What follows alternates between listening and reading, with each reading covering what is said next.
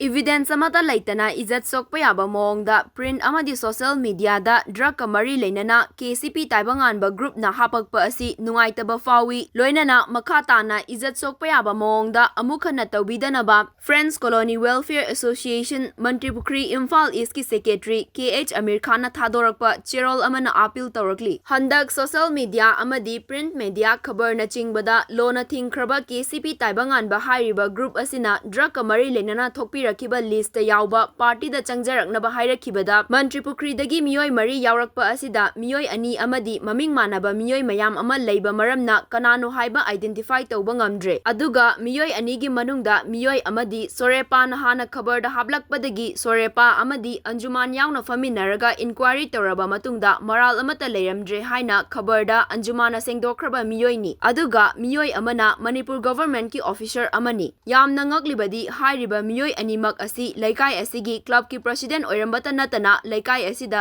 drug chaba yonba amadi lamchat kambana chingba thingbada yamna maru oiba achauba thodang lauriba miyamna ikai khumnariba miyoi ngaktani loinana chahi kun hena leminarakpada drug ka mari leinaba police case FIR record amata leitriba yamna sengna leijariba miyoi ngaktani evidence amata leitana izat mangba yaba mawongda khabar da hekta hapirakpa asi club na Nungaitaba Faoe loinana asigumna evidence leitana khabar da amadi social media da mi amagi izat sokpa yaba amuk hana tawbiraktanaba appeal tarakli loinana hirama sigi matangda Manipur gi apunba Manipur da leibiriba CSO sing amadi mari leinaba lamgi body singna chapchana thigatpiu haina Friends Colony Welfare Association gi maikaidagi appeal tarakli